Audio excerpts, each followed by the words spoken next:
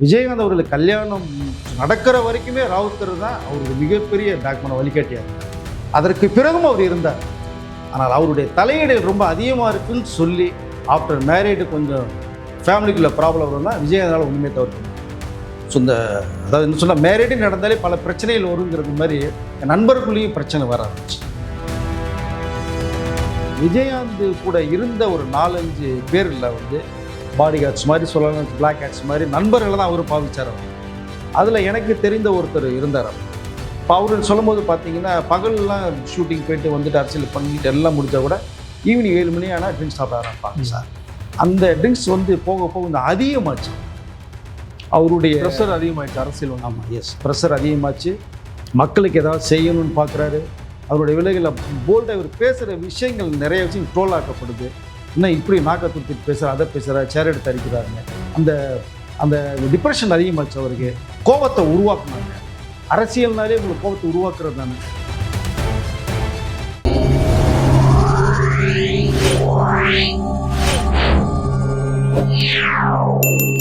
Media circle நேயர்களுக்கு வணக்கம். இன்றைக்கு நம்மோட நேர்காணலுக்காக ஜேர்னலிஸ்ட் வெங்கடேசன் அவர்கள் நம்மோடு இருந்திருக்கிறார். அவரோடு பேசலாம். வணக்கம் சார். வணக்கம். தமிழ் சினிமாவாகட்டும், அரசியல் களமாகட்டும், எம்ஜிஆர் அவர்களுக்கு அப்புறமா ஒரு நடிகராகவும் சரி, அரசியல்வாதியும் சரி, அதிகமாக கொண்டாடப்படுறது பார்த்தீங்கன்னா விஜயகாந்த் அவர்கள் தான். அதுக்கு என்ன ரீசன் நினைக்கிறீங்க சார்? ஒரு என்ன சொல்றது, அவர் திரைப்படங்கள் வாயிலாக அவர் கிடைத்த செல்வாக்கா, இல்லைன்னா தனிப்பட்ட முறையில் வந்து அவருக்கு உதவின்னு கேட்டால் யாருக்குமே இல்லைன்னு சொல்ல மாட்டார் அப்படிங்கிற ஒரு குணம் இருக்கு இல்லையா?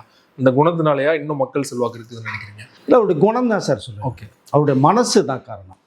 மக்கள்கிட்ட எப்படி பழகணும், எப்படி அன்பை செலுத்தணும், அவங்களுடைய பல்ஸ் என்னங்கிறத தெரிஞ்சுக்கணுங்கிறதுல வந்து கேப்டன் விஜயகாந்த் அவர்கள் வந்து அந்த ரூட்டை தான் கையில் எடுத்தார்.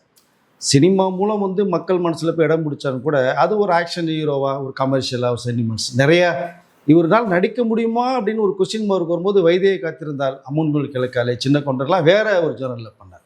இதில் வந்து லேடிஸ் ஃபேமிலி ஆடியன்ஸில் போய் உள்ளே போனார். பட் மக்களுடைய மனசை வந்து கொஞ்சம் அவர் புரிஞ்சுக்கிட்டார். அவங்களுக்கு என்ன கஷ்டம் இருக்குது, நீங்கள் போய் பேசணுன்னே எதுக்காக வந்திருக்காங்கிற அளவுக்கு அவர் நோட் பண்ணிக்குவார். இது இதுக்காக வந்திருக்காங்கன்னு என்ன தேவையில் கூப்பிட்டு, சாப்பாடா இல்லை மற்ற செலவுலா, படிக்கிறதா, தன்னால் என்ன முடியுமோ அது வந்து பெரிய விஷயம் சார். நீங்கள் கோடிக்கல் கொடுக்க வேண்டிய அவசியம் இல்லை. அவர்களுக்கு ஆறுதல் சொல்லி அந்த தேவையில் சில இதை நம்ம பூர்த்தி பண்ணாலே போதும். அப்படி விஜயகாந்த் அவர்கள் நிறைய பேருக்கு நிறையா விஷயங்கள் பண்ணியிருக்காங்க. எனக்கு தெரிஞ்ச பார்த்தீங்கன்னா சின்ன கவுண்டர் நான் ஒர்க் பண்ண படம், அது விஜயகாந்த் சாருடைய, அதுதான் ஒரு மாஸ் ஹீரோவாக வேற ஒரு ஜெனரல் கொண்டு போன படம் சின்ன கவுண்டர். அதுக்கே மிகப்பெரிய கேள்வியில் வந்து இந்த கேரக்டருக்கு விஜயகாந்த் தாங்குவாரா அப்படின்னு சொல்லி உதயகுமார் சாட்டெல்லாம் பேசும்போது வித்தியாசமாக காமிக்கணும்னு சொல்லி தான் விஜயகாந்தை கூப்பிட்டு அந்த படம் பண்ணுது. வெறும் 5 லட்ச ரூபா தான் சம்பளம் பேசப்பட்ட அந்த படத்துக்கு மிகப்பெரிய ஒரு பாக்ஸ் ஆஃபீஸ் ஹிட், கலெக்ஷன் நல்லிச்சு. அதற்கு பிறகு தான் சம்பளமும் உயருது, அவருடைய மார்க்கெட்டும் உயருது, மக்கள் மனசுலேயே அவர் உயர்ந்த நிலைக்கு போகிறார். சின்ன கவுண்டருக்கு பிறகு தான் கரியர்லேயே வந்து டர்னிங் பாயிண்ட்னா சின்ன கவுண்டர் தான். ஓகே, சின்ன கவுண்டர் தான். அதுக்கு முன்னாடி வைத்தியை காத்திருந்த இதெல்லாம் கொஞ்சம் பண்ணிட்டாங்க. பண்ணி வந்து ஒரு மக்கள் மனசில் போய் கொஞ்சம் அதாவது தெரியுது விஜயகாந்தனா இப்படின்னு ஒரு ரைட் தெரியுது. சின்ன கவுண்டர் தான் ஒரு மாஸ் ஹீரோவை கொண்டு போய் அவர் ட்ரெயின் பண்ணுது. ஆக்ஷன் படம் கிடையாது, அது ஒரு வில்லேஜ் மேட்டர் தான். பட் அந்த படம் பார்த்தீங்கன்னா பாக்ஸ் ஆஃபீஸில் அவ்வளோ பெரிய ஹிட்டு, பெரிய அளவில் பேசப்பட்ட படம். ஸோ 175 நாளைக்கு மேலே ஓடின படம். அது ஒரு இதுக்கு மாதிரி சேலஞ்ச் எடுத்து இது பண்ணாங்க. பட் அந்த சமயத்தில் பொள்ளாச்சியில் ஷூட் நடக்கும்போது பார்த்தீங்கன்னா எவ்ரி சண்டே ஷூட் பண்ண மாட்டார், மக்களை சந்திப்பார். வரக்கூடிய அத்தனை ரசிகர்களையும் மக்களையும் சந்தித்து அவர் கொண்டிருக்கிற கேரியரில் என்ன நடந்திருக்கோ அதை ஷேர் பண்ணுவார், ரசிகர்களுக்கு ஷேர் பண்ணுவார், ஃபோட்டோஸ் எடுப்பார். எங்கேருந்து வந்திருக்கீங்க, இவ்வளோ தூரம் எதுக்கு வந்தீங்க என்னை பார்க்குறதுக்கு, போயிட்டு வரதுக்கு எவ்வளோ அமௌண்ட்டு, பஸ் ஃபேர், சார்ஜஸ், அதை போகும்போது அவங்க மேனேஜர்கிட்ட கூப்பிட்டு சொல்லி இவங்களுக்கு என்ன செலவு வந்துட்டு போகிறாங்களோ செலவு கேள்வி கொடுத்து சாப்பாடுக்கு செலவு கொடுத்து விடுவார். இது எம்ஜிஆர் அவர்கள் பண்ணி தான் நான் கேள்விப்பட்டிருக்கேன். இதற்கடுத்து விஜயகாந்த் அவர்கள் பண்ணதை நான் நேரடியாக சின்ன கவுண்டரில் பொள்ளாச்சியில் பார்த்துருக்கிறேன். நான் ஒன்றா ஒர்க் பண்ண படம் நான் அது. ஸோ அந்த மாதிரி ஒரு மக்கள் மனசில் தான் இடம் பிடிச்சி உள்ளே போனாங்க. பட் இன்னமும் நீங்கள் சொன்னது மாதிரி மறைந்தாலும் இன்னமும் விஜயகாந்த் அவர்கள் மக்கள் மனசில் வாழ்ந்துட்டு தான் இருக்காங்க. அதுக்கு நிறைய உதாரணங்கள் சொல்லலாம். இந்த உதவி பண்ணுற ஒரு மனசு இவர்கள் இப்படி பண்ணணுங்கிறதுக்கு வந்து மிகப்பெரிய ஒரு உதாரணமாக இருந்தது அவருடைய நண்பன் இப்ராஹிம் ராத்தர் அவர்கள் தான். இந்த நேரத்தில் நம்ம சொல்ல முடியும். ஏன்னா அவர்கள் இப்போ நம்மகிட்ட 2 பேருமே இல்லை. பட் விஜயகாந்தருடைய மிகப்பெரிய வளர்ச்சிக்கு ஒரு பில்லராக பேக் போனாக இருந்தது இப்ராஹிம் ராத்தர் அவர்கள். இதே ராஜாபாதர் ஸ்ட்ரீட் டி நகரில் வந்து ரோகிணின்னு ஒரு சின்ன ஒரு ஹோட்டல், அங்கே தான் விஜயகாந்த் தங்கியிருந்தாங்க, ராவுத்தரும் விஜயகாந்த் அவர்களும். அந்த ரோகிணிக்கு எதிரில் ஒரு அயன் பாஸ் கடை ஒன்று இருக்கும், ஒரு சின்ன கடை. அங்கே ஃப்ரீயாக அயன் பண்ணி தருவாங்க. அங்கே போய் தான் செலவு காசு வாங்குவார், சாப்பிடுவாங்க. ஹோட்டலுக்கு வந்து பேமெண்ட்டே இல்லாமல் தங்குனாங்க. ரோஹிணி இன்டர்நேஷனலும் விஜயகாந்த் ரொம்ப கோஆப்ரேட் பண்ணாங்க. நீங்கள் வரும்போது கொடுங்க தங்குங்கன்னு. அவங்களுடைய இருப்பிடமே ராஜாபாத் ஸ்ட்ரீட்டு இந்த ரோஹிணி ஹோட்டல் தான். படிப்படியாக முன்னுக்கு வந்தார். ராவுத்தர் தான் அவருக்கு மிகப்பெரிய ஒரு ரூட்டு போட்டு கொடுத்ததே. இந்த ரூட்டில் போகலான்னு போய் அவருக்கு இந்தளவுக்கு ஒரு ஹெல்பிங் மைண்ட் வந்தது. மக்கள் மனசில் இடம் பிடிக்கணும், இவ்வளோ உதவிகள் பண்ணணுங்கிறத வந்து ராவுத்தர் அவர்கள் போட்டு கொடுத்த அந்த ஒரு ரூட்டு தான். அதை தான் விஜயகாந்த் அவர்கள் அப்படி கடைப்பிடிச்சாங்க. விஜயகாந்த் அவர்களுக்கு கல்யாணம் நடக்கிற வரைக்குமே ராவுத்தர் தான் அவருடைய மிகப்பெரிய பேக்மேன வழிகாட்டியாக இருந்தார். அதற்கு பிறகும் அவர் இருந்தார். ஆனால் அவருடைய தலையீடுகள் ரொம்ப அதிகமாக இருக்குன்னு சொல்லி ஆஃப்டர் மேரேஜ் கொஞ்சம் ஃபேமிலிக்குள்ள ப்ராப்ளம் வரும் தான் விஜயகாந்தால் ஒன்றுமே தவிர்க்க முடியல. ஸோ இந்த அதாவது என்ன சொன்னால் மேரேஜே நடந்தாலே பல பிரச்சனைகள் வருங்கிறது மாதிரி என் நண்பருக்குள்ளேயும் பிரச்சனை வர ஆரம்பிச்சு. அதை விஜயகாந்த் அவர்கள் விட்டு தரல. அதுக்கு முன்னாடி வந்து சகஜமாக இருந்தவர்கள் கொஞ்சம் கேப் விரிசல் சினிமாவில் இன்டர்வல் பிளாக்ல ஒரு கோடு மின்னல் தெரிக்கிறது மாதிரி ஒரு சின்ன கேப் வந்தது. அப்புறம் தான் ராவுத்தரே பார்த்தார், வேண்டாம், என்னால் வந்து உனக்கு கெட்ட பேர் வரக்கூடாது விஜய், நீ வேண்டாம், நீ வந்து வீட்டில் என்ன சொல்கிறாங்களோ கேட்டு ஃபாலோ பண்ணுவான். இதற்கு பிறகு சம்பளம் பேசப்பட்டது, கதை கேட்கப்பட்டது, வீட்டில் அப்புறம் கேட்க ஆரம்பித்தாங்க. ராவுத்தர் அதோட ஒதுங்கினார். அந்த மனசு வலி ரொம்ப அதிகமாக இருந்தது ராவுத்தர். ஒரு நல்ல நண்பனை இழந்துட்டோம்னு. விஜயகாந்த் அவர்களுக்கும் அப்படிதான் இருந்தது. ராவுத்தர் ஒரு நல்ல நட்பனம் எழுந்துட்டேன்னு சொல்லி ரொம்ப சோதனை இருந்தாங்க. ஸோ அந்த நண்பனை இறந்து போன இப்ராஹிம் இறந்து போனார். அதற்கு பிறகு வந்து இவருக்கு ஒரு அதாவது கை கால் உடைஞ்சு போனால் எப்படி இருக்குங்கிற மாதிரி தான் ஒரு ஃபீல் வந்து கேப்டனுக்கு இருந்துச்சு. பட் அதையும் தாங்கி அதுக்கப்புறம் தான் அரசியலுக்குள்ளே உள்ளே வந்தார். நடிகர் சங்கத்தில் தலைவரானார். இதற்கு பிறகு வந்து இந்த அரசியலுக்குள்ளே போலாகும் போது தான் நெய்வேலியில் வந்து இந்த காவிரி நீர் பிரச்சனை சம்திங் ஒரு பிரச்சனை ஒன்று நடக்கும்போது தான் நடிகர் சங்கத்தையே ஃபுல்லாக நடிகரோட இங்கே சென்னையிலேருந்து ஊர்வலமாக காரில் லாரியில் வேனில் போனாங்க. அந்த ஊர்வலத்தில் நானும் கலந்துக்கிட்டேன். போகும்போது தான் அந்த மிடில் ஒரு பிளேஸு நெய்வேலி நடக்கிறதுக்கு முன்னாடி ஒரு பிளேஸில் வரும்போது தான் பன்ரோட்டி ஏதோ சம்திங் ஒரு பிளேஸ்னு நினைக்கிறேன். பட் அங்கே வரும்போது தான் ரசிகர்கள் கூடி வந்து அப்போ தான் கட்சி ஆரம்பிக்க போகிறதா ஒரு தகவல் வந்து அந்த இதை பார்த்தீங்கன்னா ஒரு 100 அம்பாசிடர் காரில் வந்து ஃபுல்லாக கூட்டம் ரசிகர்கள் கூட்டம் அதிகமாக வந்துச்சு. அங்கே தான் அவருக்கு அரசியல் ஒரு தாட்ஸ் வருது. அங்கே இது அப்படியே ரசிகர்கள் வந்து இதுக்காக வந்தவர்கள் வந்து அரசியலை இப்போ மாற்றும் போது உருவாக்குனார். அரசியல் எந்த அளவுக்கு ஒரு கலக்குனார். இன்னமும் அவர் இருந்திருந்தால் கண்டிப்பாக 2014 தமிழகத்தில் இந்த முதலமைச்சராக இருக்கிற வாய்ப்புகள் நிறையா இருந்தது. 14-15 உடல்நிலை சரியில்லாமல் அவர் கொஞ்சம் சூழ்நிலை மாறுச்சு. அதனால் நம்ம வந்து கேப்டன் அவர்களை இழந்தோம். நீங்கள் சொன்னது மாதிரி எம்ஜிஆர் அவர்களுக்கு பிறகு இன்னமும் மக்கள் மனசில் கேப்டன் வாழ்ந்துட்டு தான் இருக்காருன்னு தான் நான் தெளிவாக சொல்லுவேன். குறிப்பாக நடிகர் சங்கத்தில் வந்து அவர் பண்ண விஷயங்கள் வந்து யாராலையும் இன்னை வரைக்கும் கூட பண்ண முடியல இல்லையா? ஸோ அந்த இது அவருக்கு எப்படி சார் வந்தது? எப்படி அவர் அதெல்லாம் யோசிச்சு கரெக்டாக பண்ணார்? கால்குலேட்டிவாக எப்படி பண்ணார்? இல்லை, அவருக்கு தான் சொன்னீங்களா அதாவது பேசிக்காகவே பார்த்தீங்கன்னா ஒருத்தர் உதவி பண்ணுற மனசு தான் அவருக்கு நிறையா இருந்துச்சு. நடிகர் சங்கம் கடலில் தத்தளிச்சிட்டு இருந்தது. எம்ஜிஆர் அவர்கள், சிவாஜி அவர்கள், எஸ்எஸ்ஆர் அவர்கள், ஜாம்பவான்கள் இருந்த அந்த நடிகர் சங்க கட்டிடம் கடலில் மூழ்கி இருக்கு. இதை மீட்டெடுக்கணும். அப்போ என்ன பண்ணுது போல்டு. நீங்கள் விஜயகாந்த் வந்து வேட்டியை மடித்து கட்டி உள்ளே இறங்கினார்னா அந்த மாதிரி ஒரு மனுஷனை பார்க்கவே முடியாது. களத்தில் இறங்கி வேலை செய்வார், இறங்கி அடிப்பார். அப்படி தான் சிங்கப்பூரில் ஒரு ஃபங்க்ஷன் வரும்போது ரசிகர்கள் கூட்டம் போது வேட்டியை மடிச்சுக்கிட்டு இறங்கி அடித்து எல்லாத்தையும் காலி பண்ணார். ஸோ பாதுகாப்பு கொடுத்தார் இவர் இறங்கி. அப்படி தான் ஒரு நடிகர் சங்கத்தில் வந்து தலைவராகி அதிலிருந்து அதை மீட்டெடுக்கணும்னு சொல்லி நிறைய பக்கா பிளான் பண்ணாங்க. எல்லா நடிகர்களும் கோஆப்ரேட் பண்ணாங்க அவருக்கு. அதில் தான் அவர் நடிகர் சங்கத்துடைய கடனை வந்து அடைச்சது கேப்டன் விஜயகாந்த் அவர்களால தான். ஸோ அதற்கு பிறகு அரசியலுக்குள்ளே ஒன்று போடுற ஒரு காரணத்தினால அந்த பதவியை விட்டு வந்தார். ஸோ அரசியலுக்குள்ளே போனார்.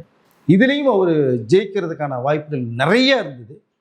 அந்த காலகட்டத்தில் 2011 அம்மா ஆட்சி வருமா வராதான்னு மிகப்பெரிய கேள்விக்குறி இருக்கும்போது விஜயகாந்த் அவர்கள் டாப்பில் இருக்காங்க அந்த கட்சியில், தேசிய முற்போக்கு திராவிட கழகம். இப்போ கலைஞர் அவர்கள் வந்து தம்பி விஜயகாந்த் நம்மளோட தான் வருவான், ஒன்றும் பிரச்சனை இல்லை, பார்த்துக்கும் அப்படின்னு அவர் அசால்ட்டாக இருந்தார். டிஎம்கேக்கு போகிறதா இல்லை நம்ம தனியாக நிற்கிறதான்னு விஜயகாந்த் முடிவு எடுத்துகிட்டு இருக்கிற ஒரு நேரம். அந்த நேரத்தில் உளவுத்துறை டிபார்ட்மெண்ட்டே ஜெயலலிதா அம்மையார் அவர்கிட்ட சொல்லும் போது பார்த்தீங்கன்னா, நீங்கள் கேப்டன் விஜயகாந்தை கையில் எடுங்க, நீங்கள் அவர் எடுத்தீங்கன்னா வெற்றி நமக்கு, விட்டுட்டீங்கன்னா மீண்டும் திமுக தான் ஆட்சி அமைக்கும். இதுதான் இன்றைய சூழ்நிலைன்னு அடித்து சொன்ன ஒரு விஷயம். அந்த நெருக்கடியில் தான் ஜெயலலிதா அம்மையார் அவர்கள் வந்து கேப்டனை சேர்க்கறதுக்கு உடன்பாடு கிடையாது. இருந்தாலும் ஒரு வழியே இல்லைங்கிற சொல்கிறாங்க. அதிமுக அமைச்சர்கள் அத்தனை பேருமே சொல்கிறாங்க விஜயகாந்த் தான் நம்ம கூட்டணியில் சேர்க்கணும். உளவுத்துறை டிபார்ட்மெண்ட் சொல்லுது. எல்லாமே சொல்ல போய் ஒரு வழி இல்லாமல் ஜெயலலிதா அம்மையார் அவர் சேர்த்தாங்க. சேர்த்தனுடைய விளைவாக தான் அதிமுக மிகப்பெரிய வெற்றியை பெற்றுச்சு. அவங்க சிஎம் ஆனாங்க. அப்போ எதிர்கட்சி தலைவராக உள்ளே போகிறார். சாதாரண எம்எல்ஏ மட்டும் உள்ளே போனவர் எதிர்கட்சி தலைவராக உள்ளே போகிறார். ஆட்சியில் இருந்து டிஎம்கே 3வது இடத்துக்கு தள்ளிட்டார். 3வது இடத்துக்கு தள்ளினார். ஸோ அந்த 2011-16 விஜயகாந்தனுடைய மிகப்பெரிய ஒரு ராஜ்யமாகவே பார்க்கப்பட்டுச்சு.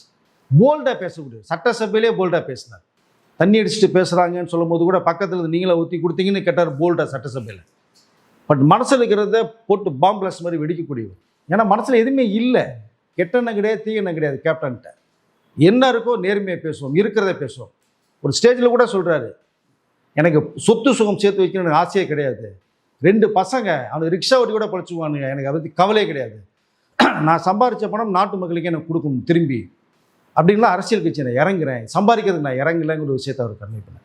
பட் உண்மையிலேயே அவர் உடல்நிலை பாதிக்கப்படாமல் இருந்திருந்தால் 2014 தமிழகத்தின் முதலமைச்சர். அதில் மறுப்பதற்கே இல்லை. உடல்நிலை பாதிக்கப்படும் போது ரஜினிகாந்த் சார் கூட போய் நேரடியாக போய் பார்த்து ரொம்ப வருத்தத்தை தெரிவித்தார். ரஜினிகாந்த் அவரை 2-3 அட்டம்ப்டில் அவர் சேவ் பண்ணுவார் கேப்டன்.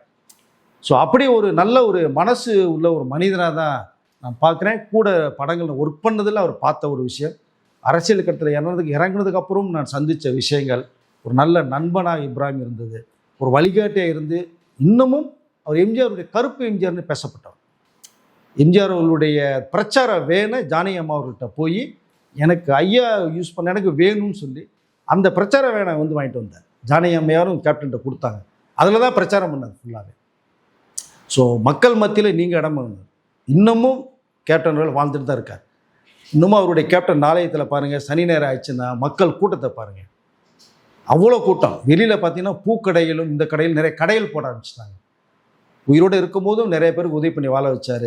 இறந்ததுக்கு அப்புறமும் நிறைய பேரை வாழ வச்சுருக்காருன்னு தான் என்னுடைய பார்வையில் தெரியுது. விருதுநகர்லேயே பார்த்தீங்கன்னா எம்பி எலெக்ஷனில் அவருடைய மகன் சொற்பத்தில் தோன்றாலுமே அவ்வளோ ஓட்டுகள் வாங்கினது விஜயகாந்த் இருக்கிற சென்டிமெண்ட் தான் இல்லையா? கண்டிப்பாக சார். சென்டிமெண்ட் அப்படிங்கிறது ஒரு விஷயம் தான். கூட அவருடைய இந்த மனசு தான் நான் திரும்பவும் சொல்ல வரேன். நான் அவர் மக்கள் பார்வையில் ஒரு நடிகராக தவிர்த்த ஒரு மனிதனாக வாழ்ந்தார் அப்படின்னு தான் நான் சொல்ல முடியும். ஏன்னா அவரோட இருந்து நான் ட்ராவல் பண்ணதுனால எனக்கு தெரிஞ்சதுனால நான் அடித்தரமாக அடித்து சொல்கிறேன். ஸோ விருதுநகரில் கூட பார்த்தீங்கன்னா விஜய் பிரபாகர் கொஞ்சம் மயிரில் தப்பிச்சாங்கன்னு சொல்லுவாங்கள்ல, மயிரிலை ஓட்டில் தான் அவர் கொஞ்சம் தோத்தார்.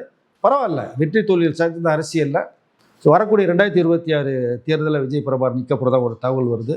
கேப்டனுடைய வாய்ஸ் இன்னும் அதிகமாக தான் இருக்குது. அதை ஒரு இன்னும் அதான் என்னை பொறுத்தவரைக்கும் மறையலைன்னு தான் சொல்லுவேன். விதைக்கப்பட்டிருக்கு அப்படின்னு நான் சொல்ல முடியும். என்னால் குறிப்பாக அவர் அரசியலுக்கு வர்றதுக்கு முன்னாடி சினிமாவில் நடித்து கொண்டிருக்க வரைக்கும் அவர் உடல்நிலை எந்த பிரச்சனையும் இல்லை. அரசியலுக்கு வந்ததுக்கு அப்புறம் தான் உடல்நிலை தொடர்ச்சியாக பல பிரச்சனைகள் ஏற்பட்டு அவர் இறந்துட்டார் அப்படிங்கிற மாதிரியான தகவல் வருது. ஒருவேளை அரசியலுக்கு வராமல் இருந்ததுன்னா இன்னும் நீண்ட காலம் கூட வாழ்ந்துக்கு வாய்ப்பு நினைக்கிறீங்களா? இல்லை, அப்படி நம்ம எடுத்துக்க முடியாது, சொல்ல முடியாது இல்லையா? என்ன காரணம்னா, ஒரு நண்பனை எழுந்த சோகம் அவருக்கு மிகப்பெரிய சோகம் சார். இப்ராஹிம் நீங்கள் நண்பன் மட்டும் இல்லை, 2 கண்கள் மாதிரி விஜயகாந்த் அவர்களுக்கு. அவர் இல்லைன்னா விஜயகாந்த் இல்லை, அதுதான் உண்மை. அப்படி இருக்கிற ஒரு நண்பனை இழந்துட்டோன்ற மிகப்பெரிய ஒரு சோகம் ஒரு பக்கம் இருந்தது. சாதாரணமாக எல்லா பேருமே இந்த ட்ரிங்க்ஸ் சாப்பிட்றது மாதிரி அவரும் சாதாரணமாக ட்ரிங்க்ஸ் சாப்பிட்ட ஒரு விஷயந்தான். அவரே சொல்லியிருக்காரு, நம்ம புதுசாக சொல்ல போகிறது இல்லை. விஜயகாந்த் கூட இருந்த ஒரு 4-5 பேரில் பாடி கார்ட்ஸ் மாதிரி சொல்லலாம், பிளாக் ஹேட்ஸ் மாதிரி நண்பர்களை தான் அவரும் பாவிச்சார். அவரில் அதில் எனக்கு தெரிந்த ஒருத்தர் இருந்தார். இப்போ அவர்கள் சொல்லும் போது பார்த்தீங்கன்னா, பகல்லாம் ஷூட்டிங் போயிட்டு அரசியல் பண்ணிட்டு எல்லாம் முடித்தா கூட ஈவினிங் 7 மணி ஆனால் ட்ரிங்க்ஸ் சாப்பிட ஆரம்பிப்பாங்க சார்.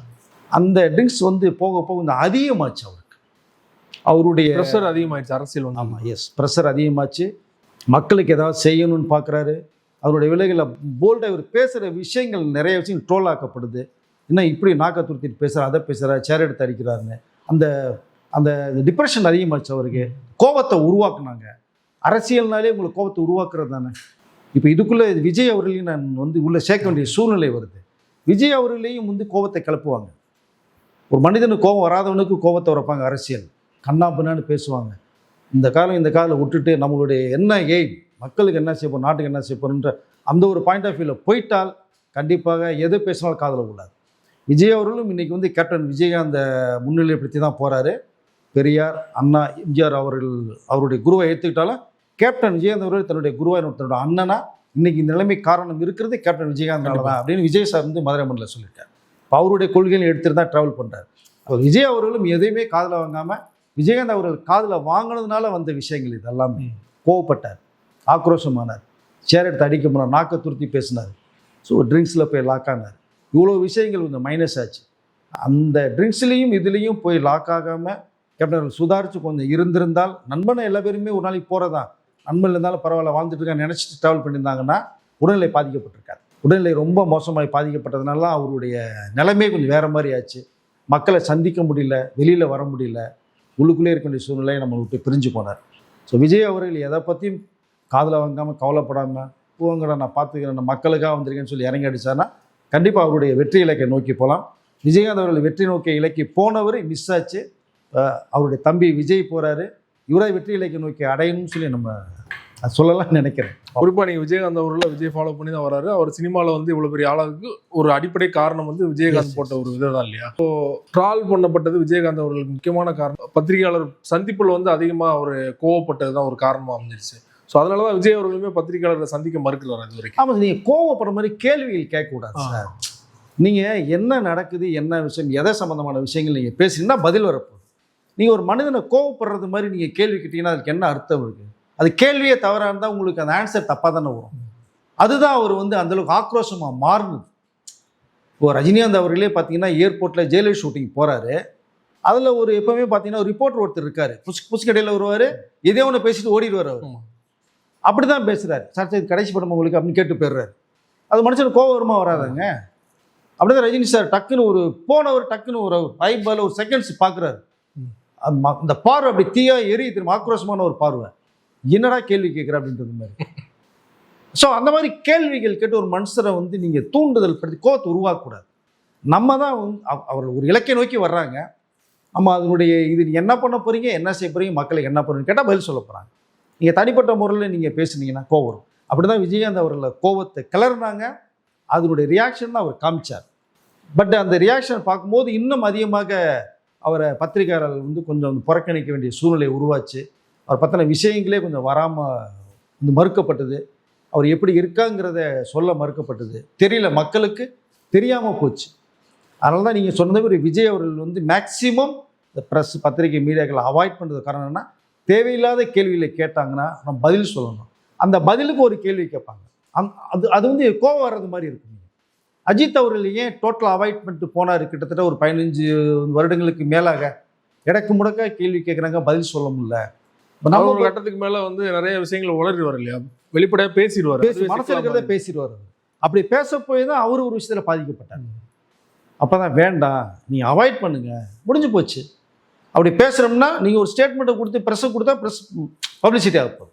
நீங்கள் சந்திக்க வேணாங்கிற முடிவுக்கு எடுத்தார் அஜித். இது வரைக்கும் சந்திக்கல. இப்போ தான் கார் ரேஸ்னால ஃபாரின் பத்திரிகை ரிப்போர்ட்டர்ஸ் மட்டும் சந்திச்சுட்டு இருக்காரு. இப்போ விஜய் அவர்களும் கிட்டத்தட்ட பத்திரிகையாளர்களுடைய சந்திப்பை வேணான்னு அவர் நினைக்கிறதுக்கு காரணம் இதுதான். தேவையில்லாத கேள்விகள் கேட்டு நம்மளை ஒரு பதில் சொல்ல வச்சு, அந்த பதில் மூலம் திரும்பி ஒரு கேள்வி கேட்டு அதை வேறு மாதிரி மாற்ற வேணாங்கிறதுனால இருக்கார். பட் இவருடைய பிரின்சிபல் ஓகே தான். நம்ம எதை இலக்கை நோக்கி போகிறோமோ அதை சம்மந்தமான விஷயங்களை மக்கள்கிட்ட போய் கொண்டு போய் சேர்க்கலாம். அதை சேர்க்கறதுக்கு தான் இப்போ நாளை 13ஆம் தேதியிலேருந்து திருச்சியிலேருந்து அவர் ஆரம்பிக்க போகிறாரு. இதிலேருந்து அவருடைய மேப்பே வேறு மாதிரி இருக்கும். இந்த மக்களுக்கும் என்ன நம்ம வந்தால் செய்ய போகிறோங்கிற விஷயத்தை தான் கன்வே பண்ண போகிறார். இந்த அறிக்கை ரெடி ஆயிடுச்சு. நாளைக்கு அந்த அறிக்கை நிறைய விஷயங்கள் வரும், மக்கள் சிந்திக்கிற அளவுக்கு இருக்கும் அப்படிங்கிறத நான் சொல்லிக்க விரும்புகிறேன். விஜயகாந்த் விட்ட இடத்தை விஜய் பிடிப்பாரா? பொறுத்திருந்து பார்க்கலாம். பிடிக்கிறது வாய்ப்புகள் நிறையா இருக்குன்னு சொல்லுவாங்க. விஜயகாந்த் தொடங்கி விஜய் வரைக்கும் பல்வேறு தகவல்களை சுவாரஸ்யமாக எங்களோட பகிர்ந்து கொண்டீங்க. மிக்க நன்றி. நன்றி.